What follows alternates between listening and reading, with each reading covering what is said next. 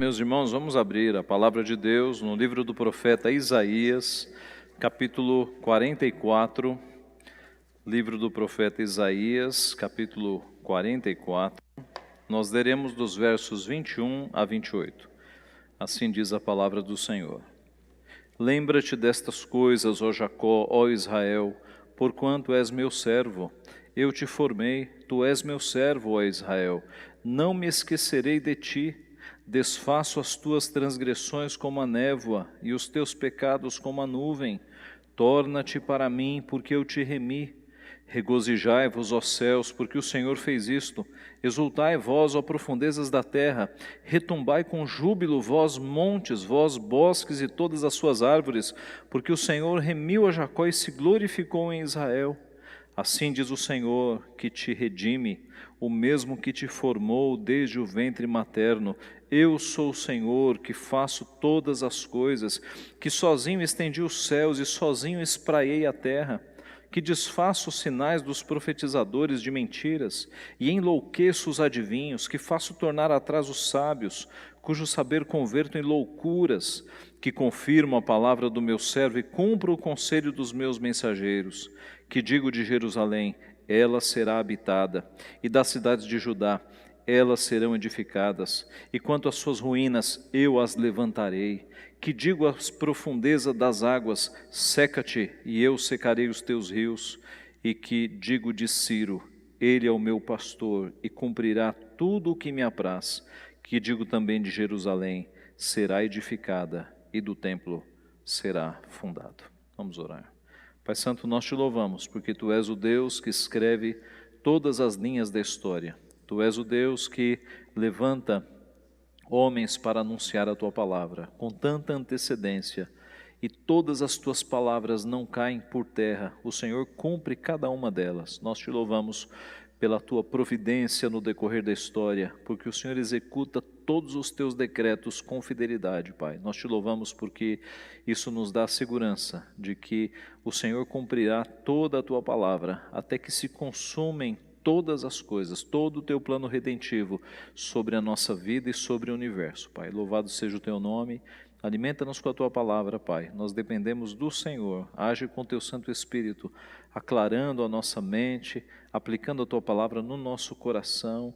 Ó Pai, ela que não volta vazia, ajuda para que ela seja aplicada em nossa vida, nos edifique, nos confronte e nos faça cada vez mais próximos do Senhor. É o que nós te pedimos em nome de Jesus. Amém. No nosso estudo, nós saímos um pouco da leitura do livro dos Reis e do livro das Crônicas para, ainda na ordem cronológica, analisarmos algumas profecias do profeta Isaías, que falou naquele tempo, que falou naquela época. O profeta Isaías nasceu de uma família nobre, tudo indica ligada ao rei Amazias. Ele teve então uma boa educação, contrastando com outros profetas que foram muito simples, com Amós, por exemplo, que era um homem do campo, um boiadeiro. E Isaías foi chamado por Deus para ser seu profeta. O registro deste chamado está no capítulo 6 do livro. Isaías era casado, pai de 2 filhos, que são mencionados no livro. Um filho se chamava Um Resto Volverá, e o outro filho se chamava Rápido Despojo, Presa Segura. Esses nomes estranhos são porque Deus disse que ele deveria dar este nome aos seus filhos. A ideia é que o profeta, ele não era profeta 8 horas por dia. A sua vida era o ministério profético, de forma que às vezes Deus mandou um profeta se casar com uma prostituta, não Isaías, outro profeta, para que ficasse estabelecido que o povo de Deus estava se prostituindo.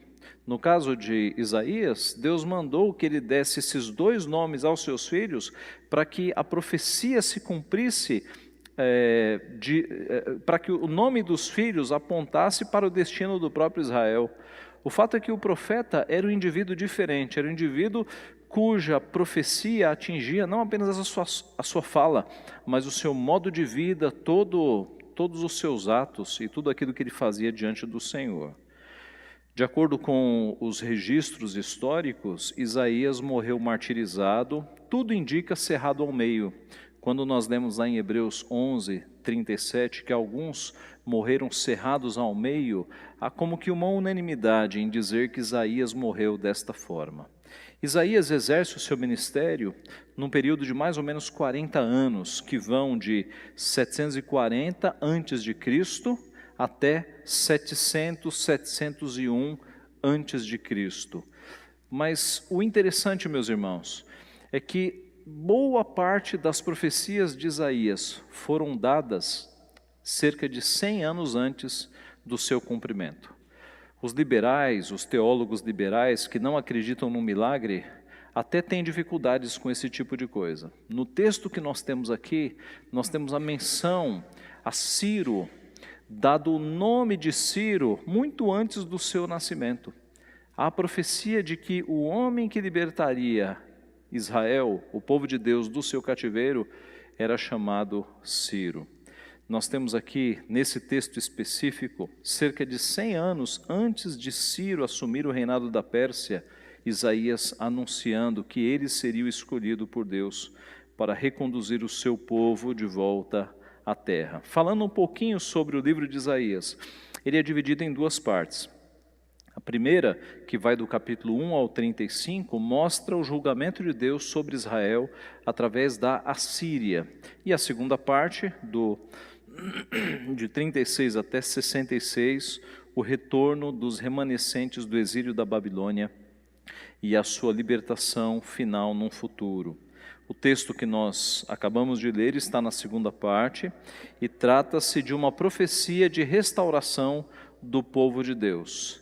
Como eu já disse, Isaías escreve aqui o que aconteceria 100 anos depois.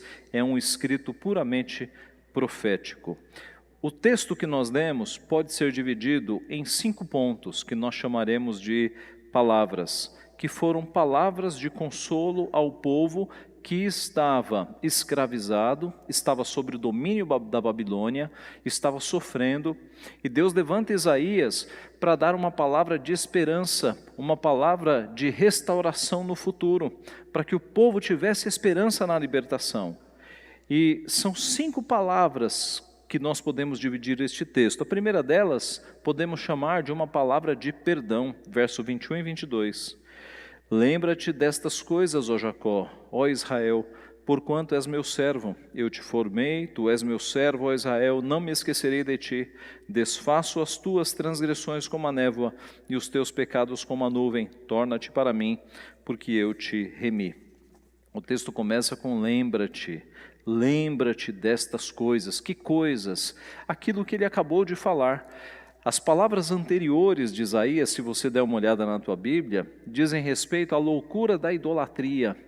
É a denúncia do profeta de que os ídolos não são nada, de que um homem corta para si cedro, cipreste, carvalho, e com esta madeira faz um ídolo, que os ídolos não são nada. Então, Israel, lembre-se destas coisas. Vocês não devem ser idólatras, vocês são meu servo. Israel, Jacó, tu és meu servo. Eu te formei. O povo estava sofrendo na Babilônia, sem esperança, e Deus, por meio do profeta, diz: eu te formei, Israel. Desde o início do povo, da nação de Israel, foi Deus quem reuniu para si um povo, foi Deus que cuidou de todas as alianças, de todos os profetas. Então aquele não era um povo abandonado, era um povo que era caro aos olhos de Deus, era um povo que Deus tinha formado. E agora vem a palavra forte: não me esquecerei de ti. Vocês estão aí sofrendo no cativeiro babilônico, mas saibam que eu não me esqueci de vocês. Era o consolo do povo em saber que aquele povo havia sido formado por Deus e que Deus não havia se esquecido deles. O texto diz ainda: desfaço as tuas transgressões como névoa e como nuvem, e os teus pecados como a nuvem. Torna-te para mim, porque eu te remi. As figuras utilizadas aqui para o perdão têm a ver com névoa e com nuvem. É a ideia, meus irmãos, de que como se os pecados fossem névoa, nuvem, fumaça, e Deus desfizesse esses pecados, talvez com o sopro da sua boca, ou com o sol da justiça. O fato é que esses pecados todos eram desfeitos diante do poder de Deus. Ele fez isso com o seu povo, ele perdoou os seus pecados, e ele diz: volta-te para mim, torna-te para mim, porque eu te remi.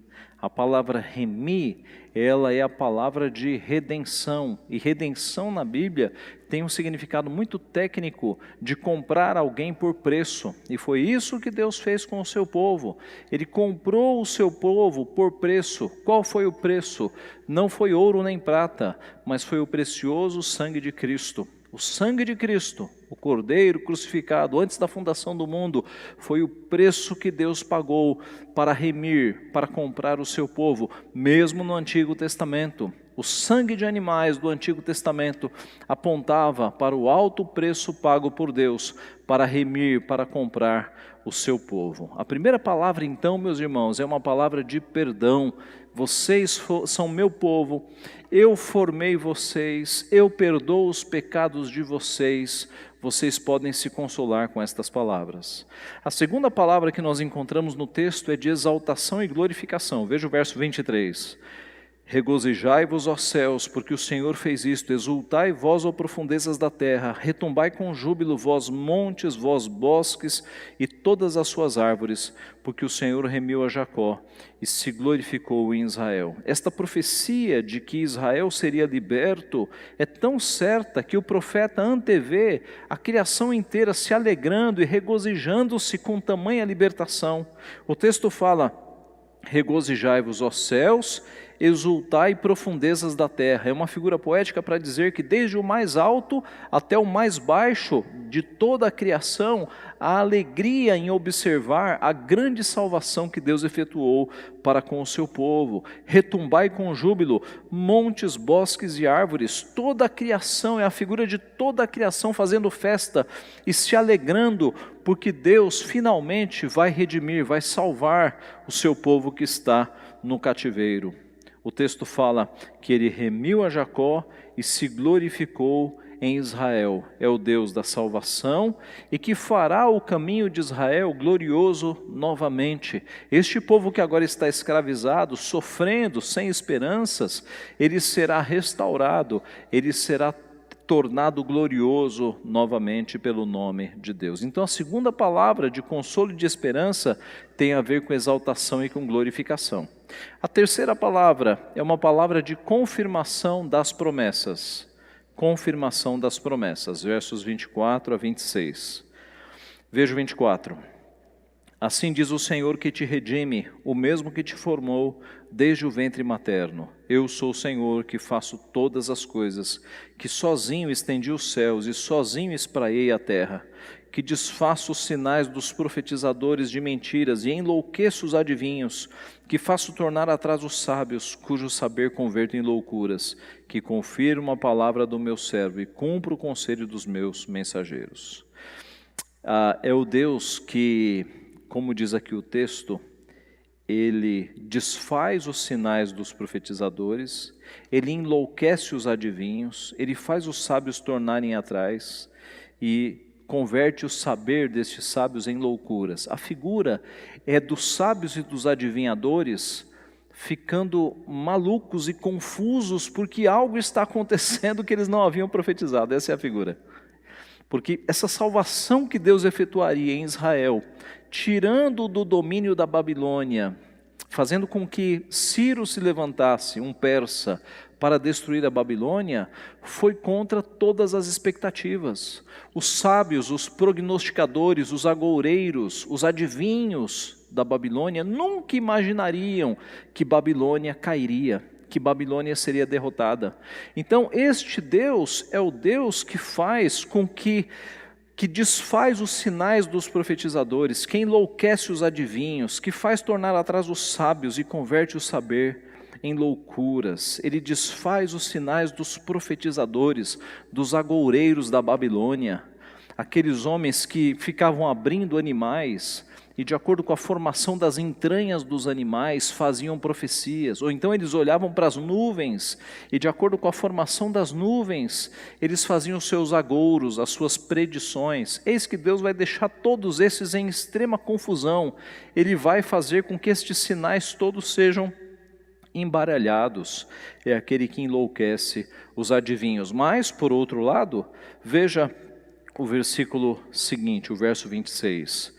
Que confirmo a palavra do meu servo e cumpro o conselho dos meus mensageiros.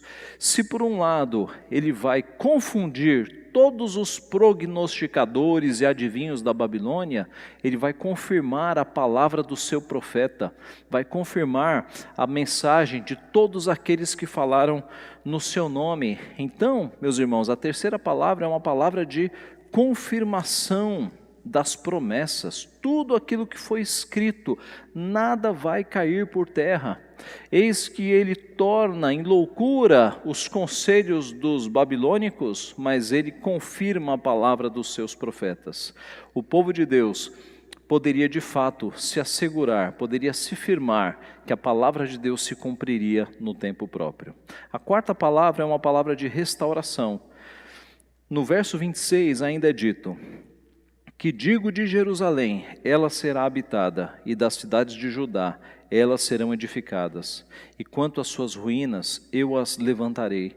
Que digo à profundeza das águas, seca-te, e eu secarei os teus rios. A imagem agora é de cidades que foram destruídas, sendo levantadas, sendo restauradas e edificadas. Suas ruínas aqui se referem então às regiões destruídas pela Babilônia. Judá seria restaurada por Deus. Quando é dito, digo à profundeza das águas, seca-te, e eu secarei os teus rios, esse é um texto misterioso, mas pode ser aqui que Deus esteja fazendo referência à travessia do Mar Vermelho, que foi quando Deus separou as águas e aquele caminho que era água ficou seco. Pode ser uma referência para que o povo se lembre, puxa, Deus já fez isso conosco. O poder de Deus libertando o nosso povo do passado, do império do Egito, pode se repetir. Deus pode fazer maravilhas e Ele vai fazer para que o nosso povo seja restaurado, para que o nosso povo seja salvo deste cativeiro. O fato é, meus irmãos, que 100 anos depois dessa profecia, quando Ciro assume o poder e toma a Babilônia, ele drena as águas do rio Eufrates para que o seu exército, muitos canais do rio Eufrates são drenados para que o seu exército passe.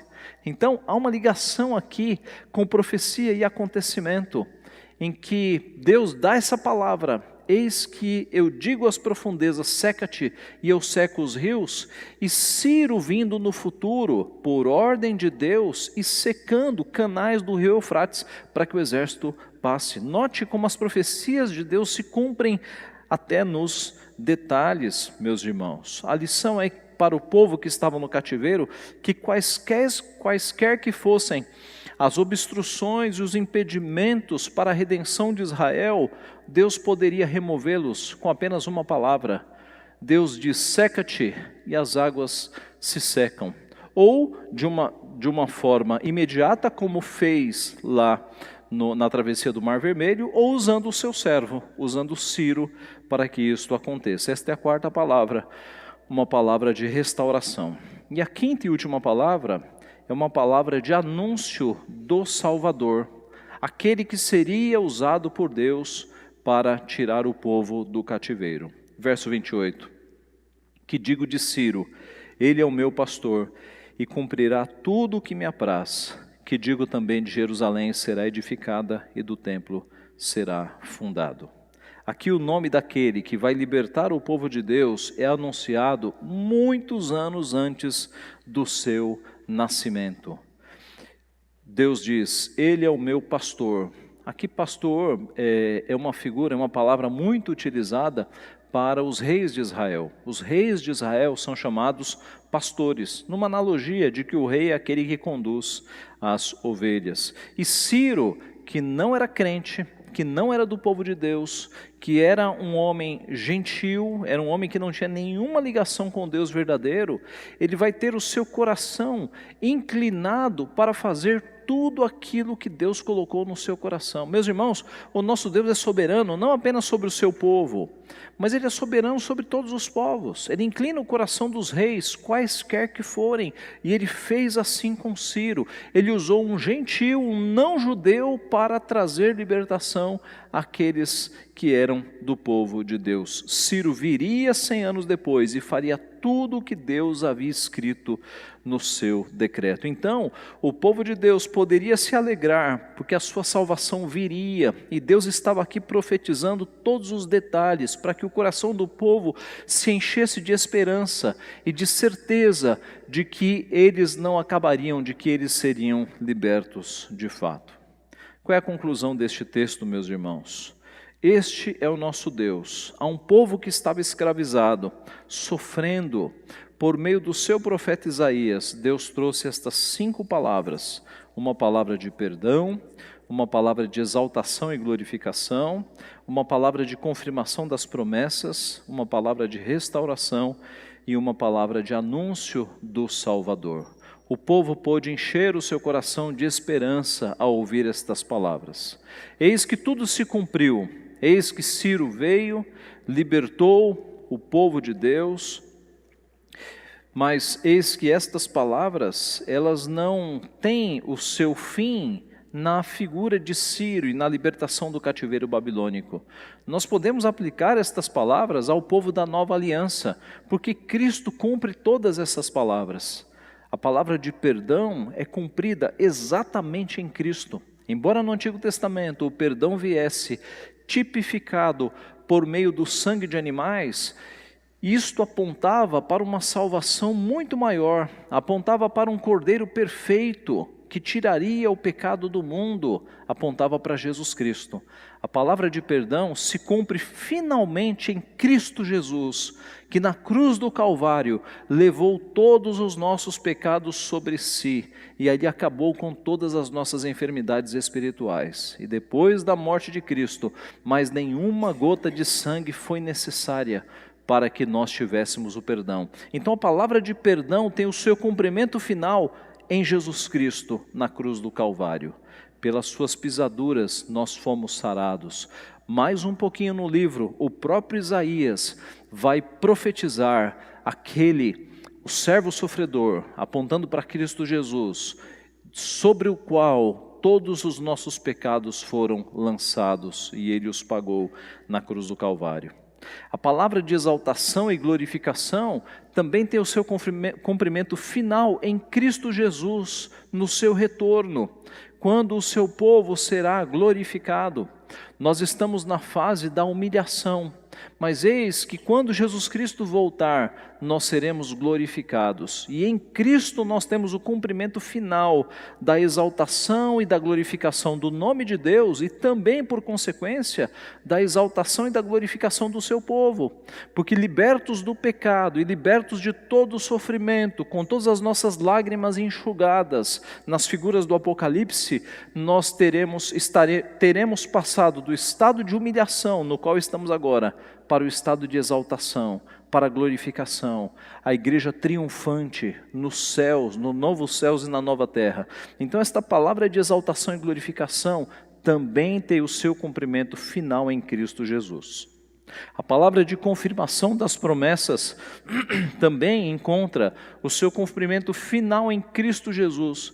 Cristo é aquele que cumprirá todas as promessas, a consumação dos séculos, a ressurreição dos mortos, o julgamento final, novos céus e nova terra, tudo será cumprido no evento da segunda vinda do nosso Redentor, quando Cristo despontar nos ares, nas nuvens, trazendo atrás de si uma multidão de salvos que já estão com Ele.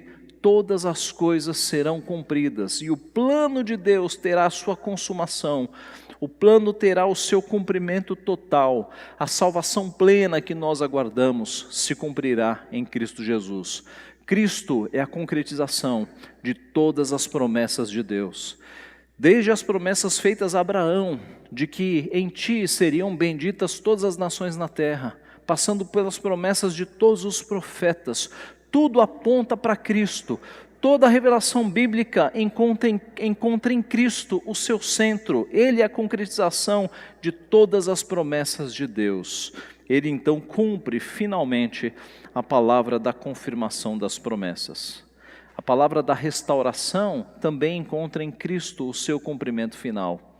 Porque eis que quando Ele retornar, todas as coisas serão refeitas. A palavra de Deus nos diz que estes céus estão entesourados para fogo e que haverá um dia, no último dia, em que todos os elementos serão derretidos, serão desfeitos e haverá uma restauração de céus e terra que foram infectados pelo pecado serão restaurados. Assim como o nosso corpo será ressuscitado e o pecado será extirpado, céus e terra serão restaurados pelo fogo, para que todas as manchas do pecado sejam extirpadas também. Então a palavra de restauração não diz apenas respeito à restauração de um povo, mas diz respeito à restauração de céus e terra. Todo o universo, todo o cosmos será restaurado pelo nosso Deus. Em Cristo esta palavra se confirma. E por fim, a palavra de anúncio de um Salvador, que no momento ali histórico era Ciro, mas Ciro apontava para um Salvador muito maior do que ele. Ciro era um tipo de Jesus Cristo, um tipo imperfeito, mas Jesus é o grande Salvador. E Ele nos salva na sua primeira vinda, quando Ele vem, vive uma vida de justiça perfeita. Aquilo que Adão não conseguiu fazer, Adão fez com perfeição. A sua justiça ativa, Ele fez tudo o que o primeiro Adão não conseguiu fazer. E mais, Ele sobe na cruz, a sua justiça passiva, para morrer por aquilo que Ele não fez, os nossos pecados, e Ele paga fielmente os nossos pecados. Ele é Salvador na sua primeira vinda, mas Ele é Salvador também na sua segunda vinda, porque é na sua segunda vinda que o plano de Deus completo se cumpre, que a nossa salvação é consumada, e o pecado é extirpado de nós, e nós somos restaurados, e o nosso corpo é de fato ressuscitado, transformado em glória, e aí nós vamos entender o significado completo da palavra salvação. O apóstolo Paulo fala que a nossa salvação está mais perto de nós agora do que quando no princípio nós cremos. Paulo está pensando na glorificação, no momento em que a salvação de Deus sobre o seu povo, ela se consumará na segunda vinda de Cristo. Então Cristo é nosso Salvador na sua primeira vinda e também na sua segunda vinda, fechando o plano de salvação. Esta palavra de salvação, que seria uma salvação de um cativeiro babilônico, ela se cumpre, meus irmãos, finalmente em Cristo Jesus, o nosso grande Salvador. De forma que este texto foi importante para aqueles nossos irmãos que estavam no cativeiro babilônico, os consolou, mas esse texto é importante para nós também. Nas lutas da nossa vida, lembremos-nos de que o nosso Deus nos formou, de que Ele não se esquece de nós. Eu não me esquecerei de ti. Que Ele pega as nossas lágrimas e as recolhe num odre, como disse o salmista. Que Ele conta todos os nossos passos quando nós estamos em tribulações. A sua palavra nos acompanha. O nosso Deus é aquele que cuida de nós. E esta palavra de consolo nas nossas lutas deve também nos animar e deve fazer com que nos lembremos que nós somos nesta vida peregrinos e forasteiros. Peregrinos e forasteiros, que a nossa pátria final está nos céus, quando o nosso Redentor voltar e nos levar para si.